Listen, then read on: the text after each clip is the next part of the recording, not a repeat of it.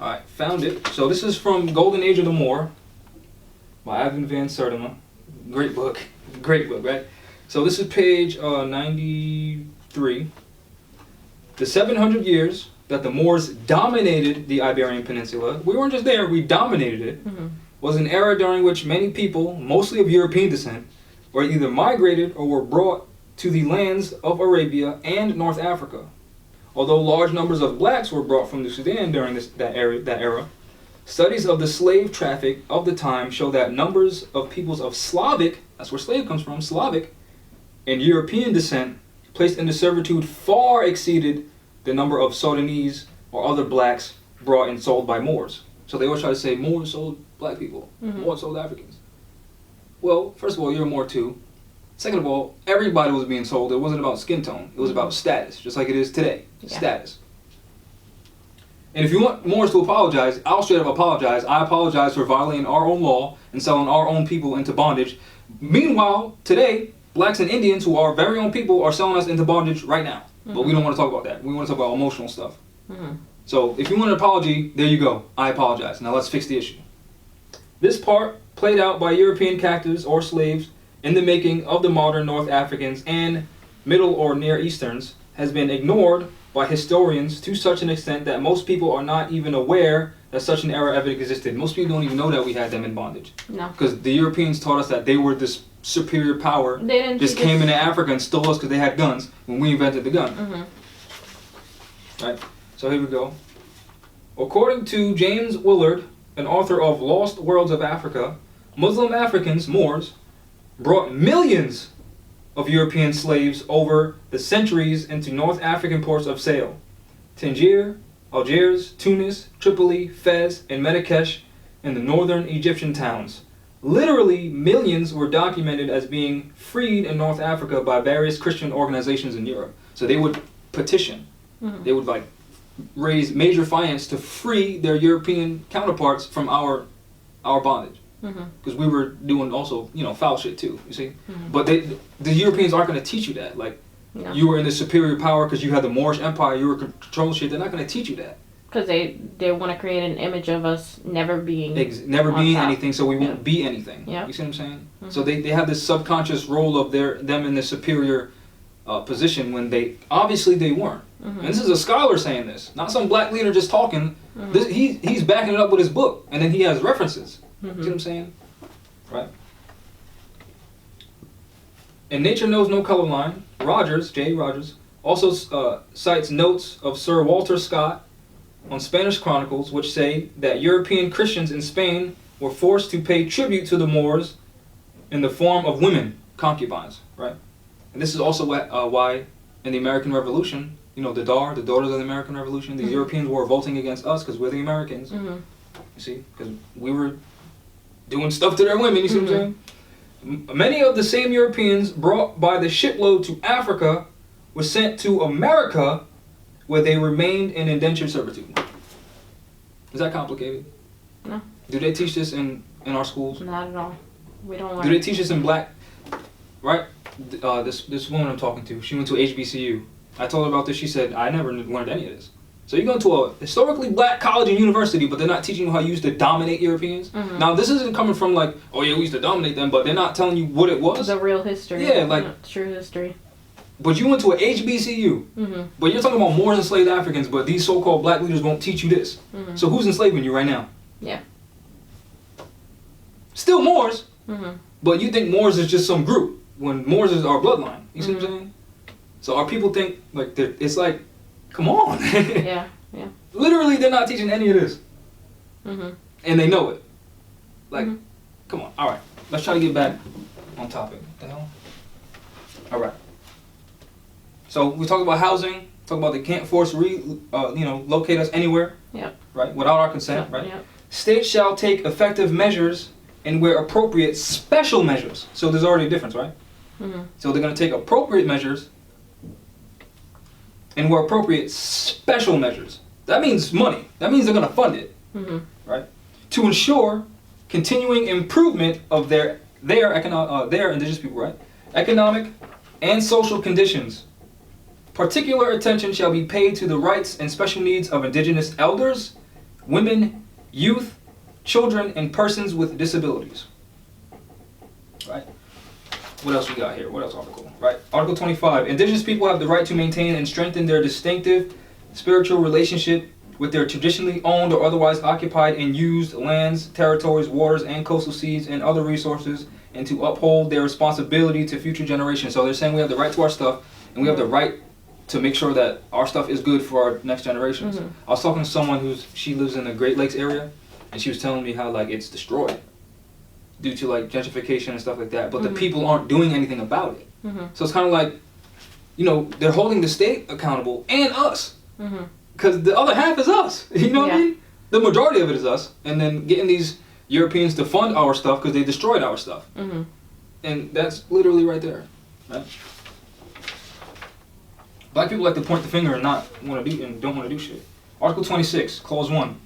Indigenous people have the right to the lands, territories, and resources which they have traditionally owned, occupied, or otherwise used or acquired. So that means if we want to claim the land under this library, we have every right to. We're not claiming the building, you can have the building, but since your building's on my land, guess who's paying me? You. Yep. See? Clause 2. Indigenous people have the right to own, use, develop, and control the lands, territories, and resources that they possess by reason of traditional ownership, meaning inheritance, or traditional occupation or use, as well as those which they have otherwise acquired, meaning all of this is ours. So once we start claiming it, you know, the right way, not just saying, well, this is mine, even though you live in this house, get out, that's wrong. You know what I mean? Once we start claiming it the right way, there is no adverse claim from anyone else because we're home. We have a superior claim on our stuff. And this is just saying that. It's just saying that. You know what I'm saying? Like, this is just reaffirming it. This is just holding the United States Corporation Company accountable to this. That's all it's doing. So other nation states are trying to help us, and we're not doing shit. No. You see what I'm saying? Clause 3.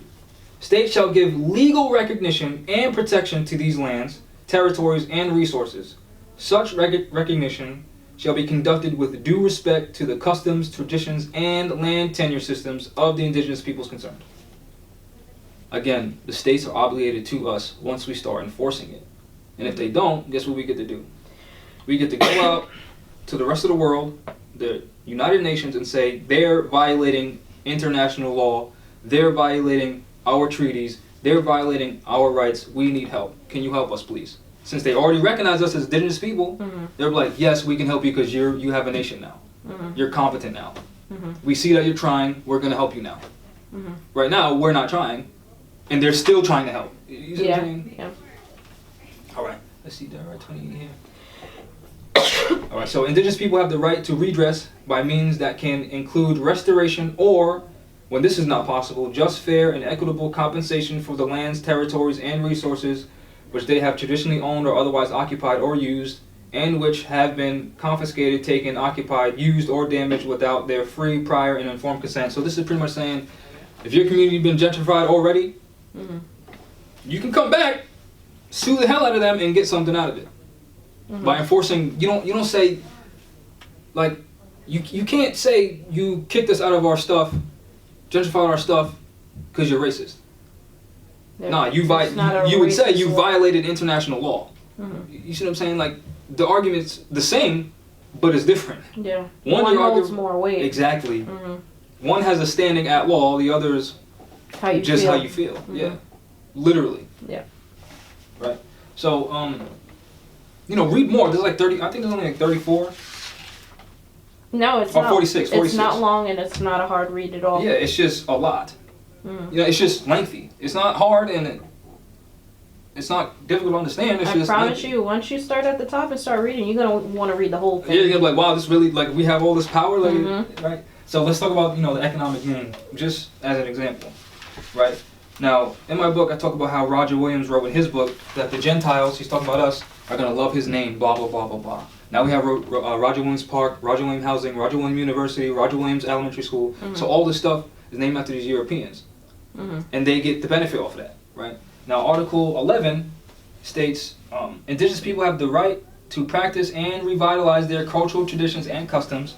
This includes the right to maintain, protect, and develop the past, present, and future manifestations, of their cultures, such as agricultural and historical sites, artifacts, designs, ceremonies, technologies, and visual and performing arts and literature. States shall provide redress through effective mechanisms, which may include restoration, developed in conjunction with indigenous peoples, with respect for their cultural, intellectual, religious, and spiritual properties, taken without their free, prior, and informed consent, or in violation of their laws, traditions, and customs. Now, don't they have all these museums with all ancient stuff in it? Mm-hmm. Don't they make money off of that? Yeah. Now, You pay admissions fee. since it's ours, we have the right to it back. You can say, oh yeah, you can keep our stuff in that museum. But guess who's paying us? Mm-hmm. Since it's our stuff. But we're not thinking on that level. Don't know why. Well, I kind of know why, but it's kind of like if someone says this to you, why wouldn't you want to support this? Yeah. Literally, we talk about economic stuff and we don't have nothing because they have all our stuff. United Nations saying, yeah, you have the right to your shit back. Take it if you want. You know, you have the right to enter the kingdom of God if you want, if you so choose. And it talks about that all in the Bible. It says, you know, I don't know what it says word for word, but it's always talking about how, you know, you have the right to enter the kingdom of God if you choose. So it's a choice. So you can enforce this or not.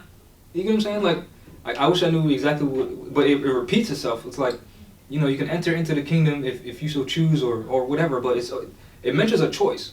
You know what I mean? Like, you can enforce your rights or you can't, but if you don't, stop complaining. You see what I'm saying? You can make money off of this. Like, how do you not see that? And complaining doesn't do anything, action does. Exactly. And Article 12, right? Indigenous people have the right to manifest, practice, develop, and teach their spiritual and religious traditions, customs, and ceremonies. The right to maintain, protect, and have access to privacy to their religious and cultural sites. The right to use and control of their ceremonial objects, and the right to repartition of their human remains. So they got all these mummies, all these ancient stuff, our stuff, in their museums, and they're making money off of it. And we're making shit. You see? So it's kind of like, it's more than racism. They're literally profiting off of all of our stuff. And since we think we're from this one spot in Africa, that all these temples of the moon and sun here, all these ancient artifacts that they're finding here is not us. These Olmecs heads with big nose, big lips, right? We think that's not us. So we think this ain't us. They literally mock us because our nose and lips, and we think this ain't us. Right? We think. This is from Ivan Van Sertima as well. And if that's not we think us, that's not us. who is it then? It definitely sure ain't no thin-lipped, long-haired, so-called Indian. We think that's not us. We think we're not Aboriginal, indigenous to America. We think we're from Africa. Are you serious? Right. Now let me just stop right there real quick. I wanted to do this real quick. Right. Easy. Just erase this. I feel like people get the gist already, right? So we already established that, you know, black or Moor means any dark-skinned person, right? We already established that American means any one of the various copper-toned natives found in America, right? We already know that the Olmecs are the most ancient civilization here, right? That's what people say, right? Yeah.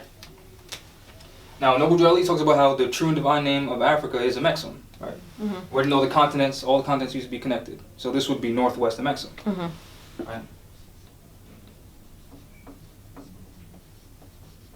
Amexem. They're called the Old Mech. Old Amexem. That's where you get Olmec from. So old.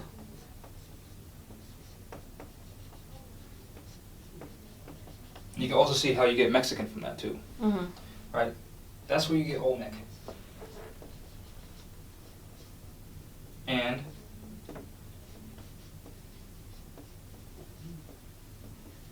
now in language, the study of this is called morphology, right?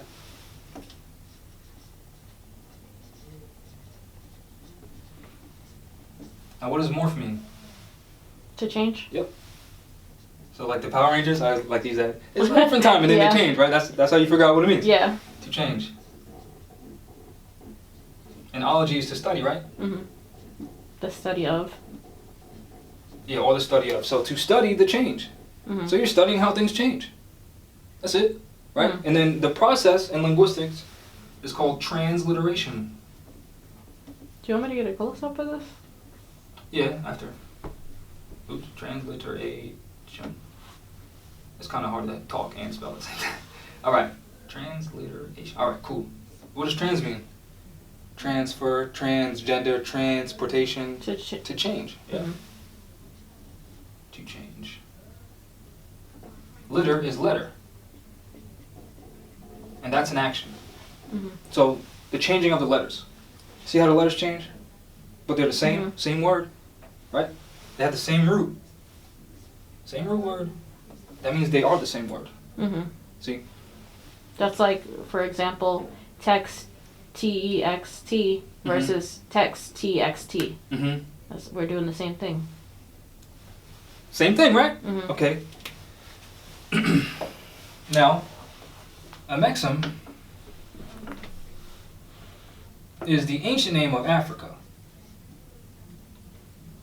Right? In words, you have, the prefix, the suffix, and then the root, right? Mhm. So let's just do this right here.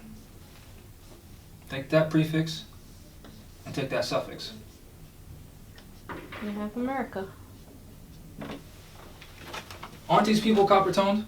Mhm. Aren't these people copper toned? Mhm. Okay. Aren't these people copper toned? Yeah. Okay. Now, hold on, let me see. Alright, and you have this right here. So the Berber word for Morocco is Amuakush. Mhm. Already that phonetically sounds like America, right? But we'll just go through this process anyway. Right?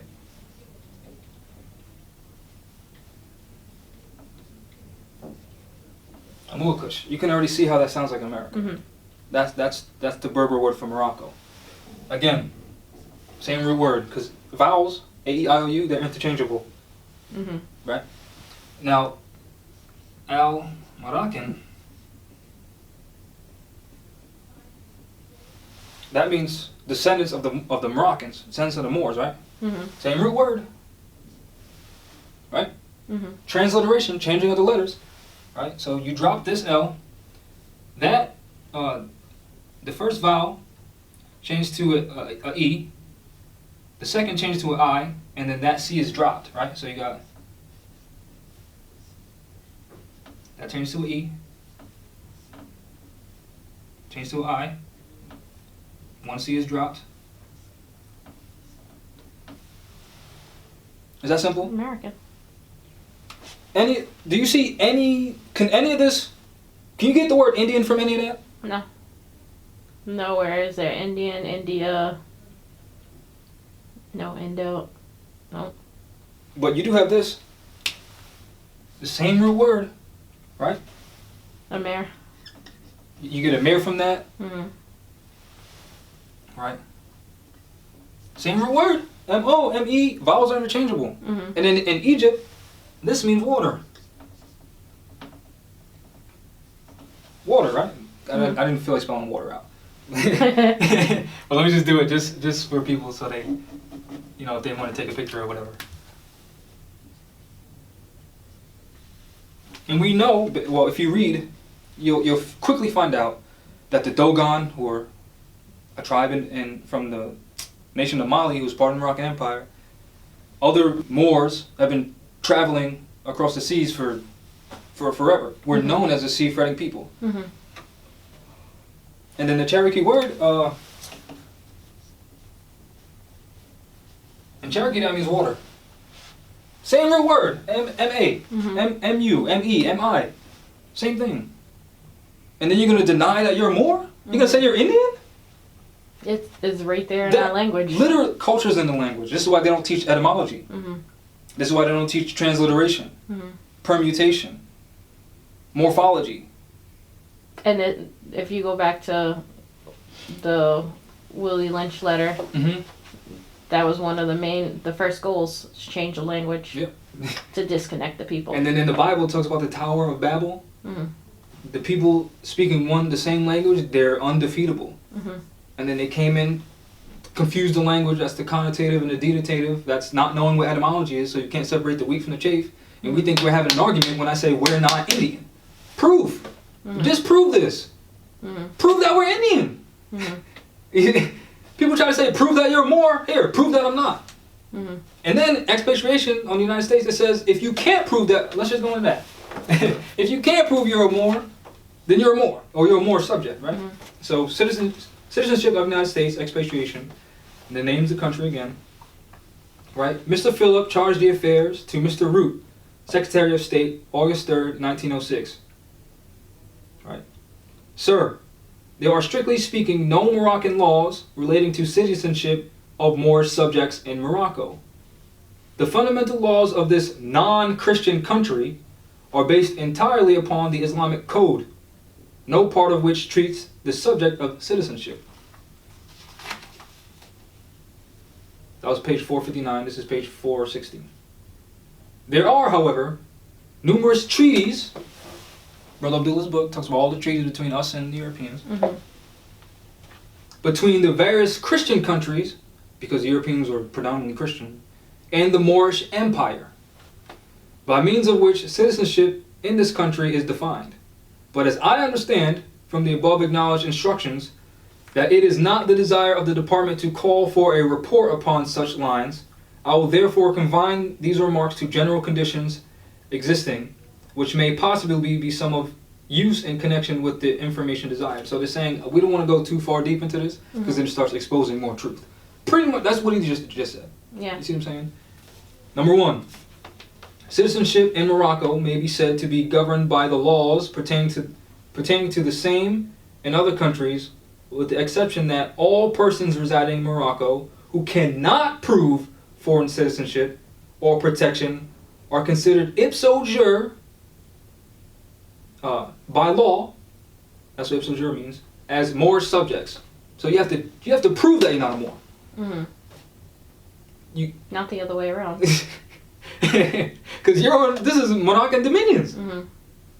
This is Morocco. Literally just said it. Mhm. And then George Washington's letter to the Sultan of Morocco. Mhm. And he says commerce and dominions. Mhm. Right? 2 and 3.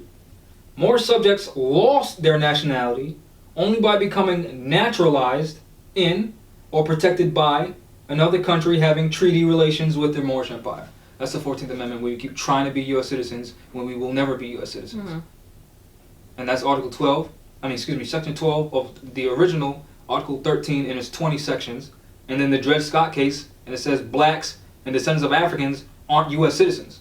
Mhm. Because you're in Morocco, the United States is a company doing business on your land, so how can you be a citizen of Walmart? Mhm. How can you be a citizen of Domino's? How can you be a citizen of the United States? Mhm. But we want to deny this is Morocco because we think we're Indians. Yeah.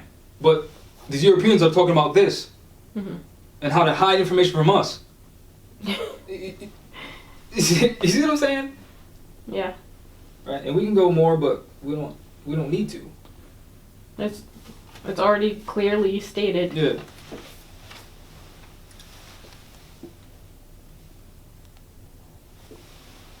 Black leaders won't talk about that. Indians won't talk about that. Right? So this reinforces the rights of indigenous people. Or this connects you deeper to it. Mhm. You see what I'm saying? And like a lot of people have fear because they don't really know what the law is, because the Europeans teach us this you know since they're a corporation company, they're enforcing their private law on us, which makes it color of law. Mhm. See what I'm saying? Because the only law is the Constitution Mhm. and the treaties of peace and friendship, amity, commerce, rights of indigenous people, Declaration on Human Rights. That's the supreme law of the land. Mhm. But we think driver's licenses and paying taxes to these tolls and paying these Europeans when we already established that the IRS isn't government. You see what I'm saying? So it's kind of like this literally is what gives people the power, right? And I know we went over it last time, but we'll just show it real quick. Because I was talking to someone, she's in the Moorish Science Temple of America. I don't know how our temples ran, but she was asking me for help on a speeding ticket. And I was asking her if she knew how to challenge jurisdiction. This is our land, so they have no jurisdiction to summons us to anywhere unless we agree to it, unless we have a contract with them. And the original contract is the treaty.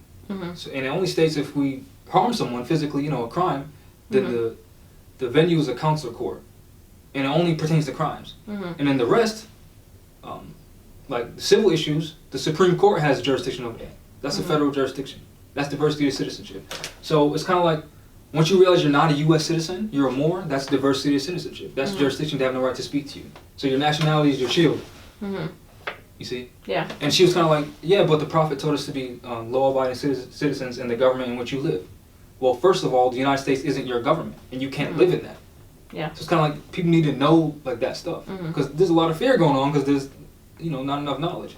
But this was just for the tax thing, right? So she was asking me for help for a speeding ticket and stuff like that, and I was saying, challenge jurisdiction, boom, boom, boom, boom, boom, and then she brought up that fear thing, because she just didn't know. Yeah. And she wants to align herself with the Prophet, and there's so much stuff out there saying certain Moors are talking about, breaking laws and boom, boom, but whose law? Whose law? First of all, whose law? Yeah. Because it's not the American law, it's not the Constitution, we're not breaking that. We're just combating someone's private law that they're trying to enforce on us and on our lands. That's all we're doing. And for everything, you can start with, am I hurting anybody? Now, this is... Like, they reinforced that seatbelt thing. Am I hurting anybody? Exactly. Now, stare decisis, right? Res judicata. In order for a crime to exist, there must be an injured party. So that means someone has to come, write a piece of paper that you did this, specifically name you, identify themselves, identify you, saying you did this, enter that into the record. That's the right to due process. That's the Constitution says that. You see what I'm saying? And then for an inequity to exist, there has to be a contract that I violated, that a person is a party to. So again, a corpus delicti, injured party, or their property that I broke. And then again, someone has to, a car that's broken can't come to court and say, oh, this person broke me. Yeah. And you have the right to see your accuser's face. That's the Fifth and Sixth Amendment. Yeah. And they have to prove that they're representing a person. A human being. Now you have to know, exactly, in law there's two types of person, natural and artificial. The artificial is that 14th Amendment. That means a corporation. Corporations can't sue you. So when they say, like in my situation when they said I violated the highway, can I punch this and this suit me? The highway doesn't bleed. And then they say, well, the state feels, well, they're talking about a corporate state, so how can the state have feelings? And if you talk about the organic state, the people, we already decided that in order for a crime to exist, there must be an injured party, so your state doesn't have any feelings. Walmart doesn't have feelings. So they use these games like on people who don't know. Yeah. So it's kind of like just enforce the Constitution. That's what Noble Drew Ali said. Enforce the Constitution. And he talks about how he wants to bring his people back into the constitutional fold of government. So when those people talk about, I want to be law-abiding citizens, he's talking about the Constitution, not some private state, because they're not really states. As an example, Rhode Island literally has this incorporated date on the seal, 1838 or 36, one of those days. That means prior to that, it didn't exist. That means it's not the land, nor the people. So that means its laws are private and doesn't apply to the people unless you agree to be subject to that. That means there's a contract. So if the state of Rhode Island or any state of is bringing you into their court, that means there's a contract between you and the state that you supposedly violated. So when did you ever sign that contract? Exactly. So you have the right to enter that into the record. So when there's a speeding ticket, which means they're suing you for breaking a contract, you say, okay, let me see the contract that I violated saying I was going to abide by these so-called commercial regulations. Because that's what they are, they're commercial regulations. To protect the people from traveling on the road against the drivers who are conducting business. So show me where I signed that saying I'll be subject to being regulated by this. That, you're not breaking no laws. You're enforcing your right to, be informed of the nature of the crimes that you so-called committed and be confronted by your accuser. That's enforcing the Constitution. See, you see kind of like... And the media tries to portray it as things as little as speeding tickets, parking tickets. That's not a crime. They call it crimes. But it's... The teaching of this is so much bigger than a speeding ticket. Yeah, but a speeding ticket is just a way, like, you can save finance by not dealing with it. Yeah. The same thing, now here's a little bit deeper, right? 1933, they took all the gold out. Article 1, Section 8 says only gold and silver is money. Article 10 says only gold and silver can be used to pay off a debt. So since they're acting like government, they can only deal with gold and silver. So they can't even ask you to pay in Federal Reserve notes for paying off a speeding ticket. And as again, soon as you say USD. Exactly. Hi guys. How you doing? You're going to need much more time because the tutors start coming in. I know you're over an hour. I'm just trying to figure out. Oh no, we're not going to We'll do wrap much it more. up. Oh, all right. And next time, only because you can't move the furniture. You just want, because, in other words, we're not supposed to lean in. So since there's no money, and Article 1, Section 8 says only gold and silver, and then Article 10 says only gold and silver, and then Declaration on Human Rights says you can't be forced to associate, since we know the Treasury isn't really the Treasury, it's a private commercial bank, meaning that's someone else's paper. You can't be forced to pay in someone else's stuff. You see, so that's literally enforcing the law. It's just we gotta separate the wheat from the chaff. Separate that the United States isn't government; they're private, and the supreme law of the land is the Constitution. So this private company can't tell us what to do on our land against status. You see? Yeah. So, and I really need to bring that paper just to show people like it works. So this stopping gentrification, getting the state to fund. So the rights of indigenous people is exactly what Abraham Lincoln set up in 1864 with the Bureau of Refugees, Abandoned Land, and Freedmen, also known as the Freedmen's Bureau. Yeah. Where he was going to give every man, woman, child, not he, but the Europeans were going to restore our state back to us. Every man, woman, and child, 40 acres, some finance to fund whatever we wanted to do, and a mule to help with, moving stuff around because there weren't cars like that. You see what I'm saying? And agricultural work. And they were going to fund this stuff. So they murdered him. They put him on the copper penny, and they squandered the finance. Meaning they shut it down. That's why our people still complaining about it. But they don't even know that it was called the Bureau of Refugees, Abandoned Land, and Freedmen. They don't even know the history behind it. They just say 40 acres and a mule. Yeah, you'll never hear. And then here's the remedy to 40 acres and a mule, but you have to enforce it. You have to. That's why it's called the Moorish Divine and National Movement. You have to. First of all, you have to move towards this and then read it, and you have to move towards your people to help them enforce this, and you have to move against the colonial occupiers to get them to support this. And this is part of the Constitution. So, like Drew Ali said, enforce the Constitution. Not march, pray, get nothing done. No. Like it's wild. But since these Europeans